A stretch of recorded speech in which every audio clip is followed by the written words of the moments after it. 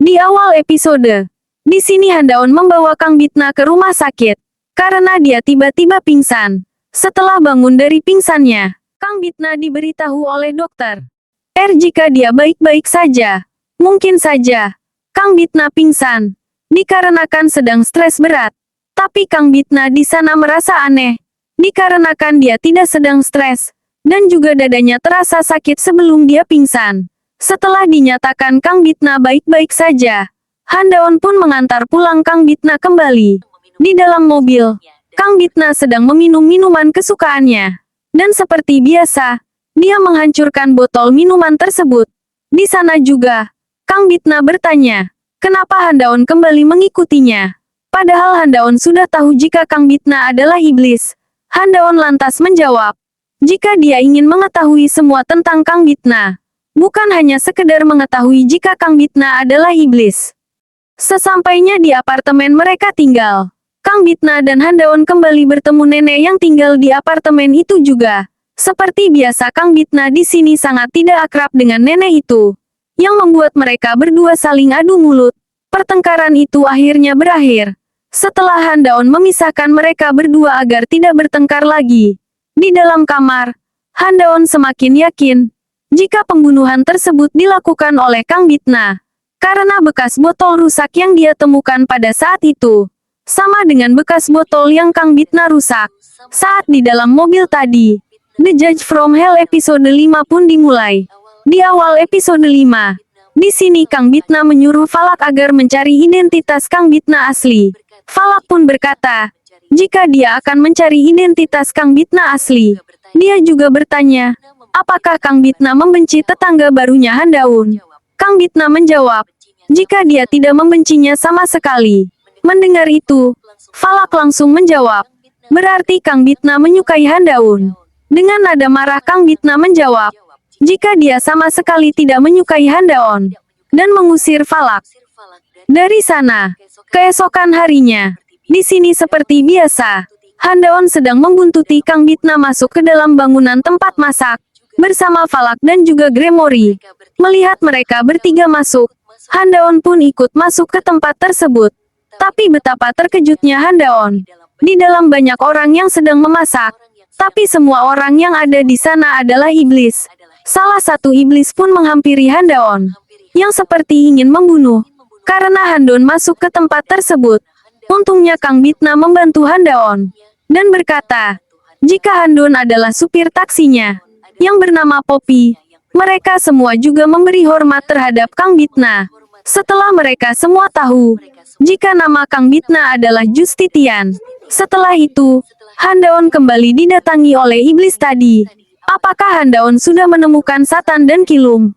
Karena dia mengira, Handaon juga iblis seperti mereka.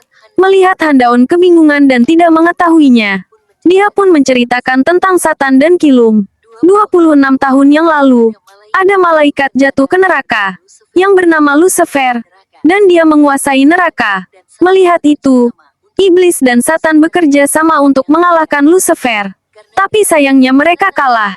Karena kekalahan itu, Satan membawa kabur barang milik Lucifer yang bernama Kilum. Kilum juga sangat berharga, karena bisa membuat pemiliknya hidup abadi di dalam tubuh manusia. Tetapi sayangnya, Satan menjatuhkan Kilum entah kemana, yang membuat Satan maupun Kilum belum ditemukan sampai sekarang. Tapi yang pasti, mereka semua mempunyai tugas masing-masing di dunia manusia sekarang dari atasannya. Seperginya iblis tadi, Kang Bitna menyuruh Handaon pergi dari sana. Sebelum semua iblis di sana mengetahui jika Handaon adalah manusia. Bukannya takut, Handaon malah bertanya, apa tugas Kang Bitna di dunia manusia? Mendengar itu, Kang Bitna marah, karena Handaon mengabaikan pembicaraannya tadi, dan menegaskan kembali, menyuruh Handaon pergi dari sana untuk kedua kalinya. Handaon mengabaikan peringatan dari Kang Bitna, dan dia langsung membantu para iblis di sana memasak, dan membagikan masakan tersebut ke orang-orang yang sudah tua.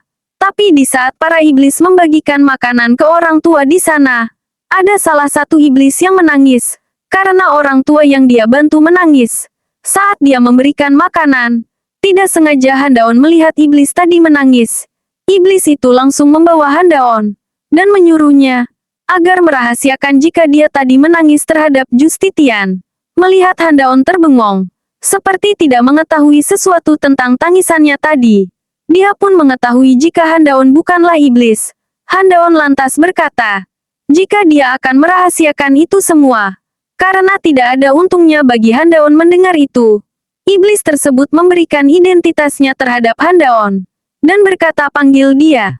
Jika Handaon nanti membutuhkan dirinya, selesainya membagikan makanan tadi. Saat Kang Bitna dan Handaon berbincang, tiba-tiba Kang Bitna merasakan sakit kembali di dadanya. Saat dia melihat mata dari Handaon. Tapi untungnya sekarang Kang Bitna tidak pingsan melihat semua itu. Handaon mencoba membawa Kang Bitna pergi ke bawah. Tapi Kang Bitna menyuruh Handaon pergi terlebih dahulu. Padahal dia saat itu sangat takut terjatuh. Karena dia memakai sepatu hak tinggi di jalan turunan. Di sisi lain, ada seorang laki-laki yang sedang menangis karena keluarganya semuanya mati. Entah oleh siapa, laki-laki tersebut bernama Yang Sengbin. Sengbin juga menyuruh polisi yang datang ke sana, agar menangkap pembunuhnya. Tapi tiba-tiba dia berhenti menangis, dan berkata, jika dia mungkin tahu siapa pembunuhnya. Polisi tersebut lantas bertanya, apakah Sengbin tahu siapa pembunuhnya? Dengan tersenyum, dia berkata, jika dialah pembunuhnya. Setelah Sengbin diamankan polisi, Handaon datang ke tempat kejadian untuk mencari bukti pembunuhan yang ada di sana. Melihat mayat di sana, Handaon teringat dengan kedua orang tuanya di masa lalu. Yang sama kejadiannya dibunuh oleh seseorang. Tidak tahan dengan ingatan tersebut, Handaon lantas memilih keluar untuk menenangkan dirinya. Setelah tenang, Handaon kembali bekerja dengan menginterogasi Sengbin. Di ruangan interogasi, Handaon bertanya pada Sengbin, apakah dia yang telah membunuh semua keluarganya sendiri? Sengbin menjawab, jika bukan dia yang telah membunuh keluarganya. Namun tiba-tiba sikap Sengbin berbeda, dan berkata jika dia bukan Sengbin, melainkan Kim Seoyul. Dia adalah murid SD Namong. Melihat itu Handaon kebingungan dengan sikap Sengbin, dan bertanya siapa sebenarnya dia. Sengbin kembali berubah. Sikapnya terlihat kasar dan berkata, jika dia adalah Kodoan, teman lama Sengbin. Sengbin seperti memiliki kepribadian ganda. Bukan hanya dua melainkan tiga kepribadian ganda. Sengbin yang menjadi kepribadian Duan pun berkata, jika dialah yang membunuh semua keluarga Sengbin. Handaon lalu bertanya, kenapa dia membunuh semua keluarga Sengbin? Duan menjawab, jika dia kesal, karena semua keluarga Sengbin merendahkan Sengbin. Dikarenakan Sengbin tidak mempunyai pekerjaan. Kepribadian Sengbin tiba-tiba berubah kembali. Dan sekarang seperti di dalam tubuhnya. Ada dua sifat. Sebagai Kim Seoyul dan Duan. Sengbin pun memukuli dirinya sendiri. Seolah-olah dalam tubuhnya sedang bertengkar antara Kim Seoyul dengan Duan. Sampai tubuh Sengbin terkapar. Di sana Handaon pun membangunkannya. Dan Sengbin kembali ke kepribadiannya sendiri. Dan berkata, kenapa dia terkapar di ruangan tersebut? Semua polisi yang ada di sana merasa bingung dengan apa yang dilakukan oleh Sengbin. Bahkan salah satu teman Handaon berkata, jika itu akting, dia merasa aneh. Karena sikapnya tadi seperti orang yang benar-benar mempunyai kepribadian ganda. Di sisi lain, Kang Bitna yang sedang di kantornya yang terlihat senang. Karena ada kasus pembunuhan. Yang dimana kasus itu adalah kasus pembunuhan keluarga Sengbin, yang sedang Handaon selidiki. Bahkan Kang Bitna juga meminta atasannya untuk menggantikan orang yang menjadi hakim dalam kasus sidang pembunuhan keluarga Sengbin dengan dirinya. Walau awalnya atasannya menolak, tapi atas bantuan Dewan Jong, dia pun menjadi hakim dari kasus Sengbin. Sidang pun dimulai dengan diawali pengacara dari keluarga yang dibunuh. Mengatakan jika Sengbin mengakui jika dia membunuh anak dan istrinya. Dan dia berpura-pura mempunyai kepribadian ganda. Agar hukumannya diringankan. Kang Bitna lantas berkata pada Sengbin. Apakah benar Sengbin tidak mengingat apapun tentang pembunuhan istri dan kedua anaknya? Sengbin menjawab dengan lemas. Jika dia tidak mengetahui apapun. Namun dipotong oleh pengacaranya. Agar Sengbin tidak mengatakan apapun. Karena disuruh diam oleh pengacaranya. Tiba-tiba Sengbin kembali berkepribadian Duan. Dan langsung menghajar pengacaranya sendiri. Sengbin marah. karena pengacaranya menghentikan omongannya tadi. Bahkan dia memarahi Kang Bitna. Jika dia juga mungkin harus membunuh Kang Bitna. Karena kerusuhan itu, sidang dihentikan dan ditunda sampai ada pengecekan dari rumah sakit dengan kesehatan Seng Bin. Di malam hari, di kantor polisi, tiba-tiba listrik mati. Dan ada orang dengan berpakaian tertutup menghajar dua polisi yang menjaga ruangan Seng Bin.